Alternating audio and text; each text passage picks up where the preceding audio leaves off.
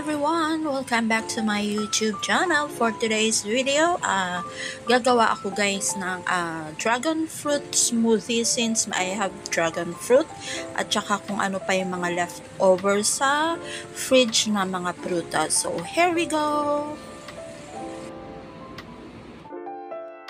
So, I have here is apple, and blueberry, and the dragon fruit. So, I'm gonna mix with lemon because I don't have lime, so I'm gonna use the lemon juice. So, tsaka lagyan ko siya ng organic honey para medyo matamis siya guys. So, let's go. I'm gonna make this smoothie. Let's try this because it's my first time also to try this kind of smoothie. So let's go. So first we have to put our ingredients here. Basta kung anong leftover guys sa loob ng fridge kasi wala nang kakain. So I'm gonna make a smoothie. So ito ang mga leftover na fruits sa fridge kasi wala nang kakain nito at wala sila. So, gagawin ko siyang smoothie. Ayan.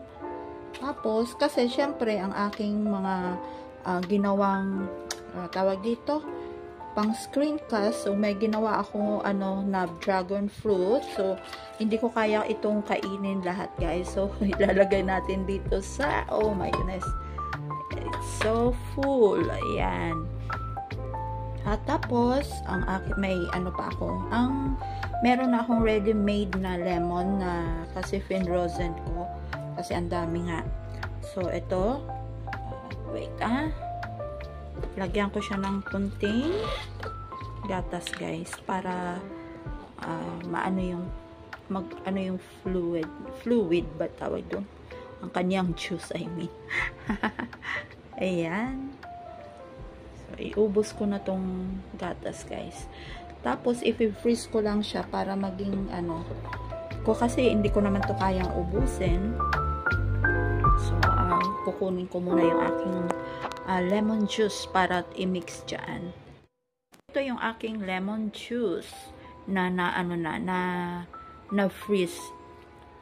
Yan lang guys yung secret pagka halimbawa medyo nabubulok na yung inyong mga lime dyan or lemon sa bahay. Ang gawin nyo is i-juice nyo lang siya tapos ilagay sa freezer to preserve more longer para pagka halimbawa nais nyong gamitin, pwede nyo lang siyang i-defrost and that's it. So let's make the smoothie. So, eto na nga.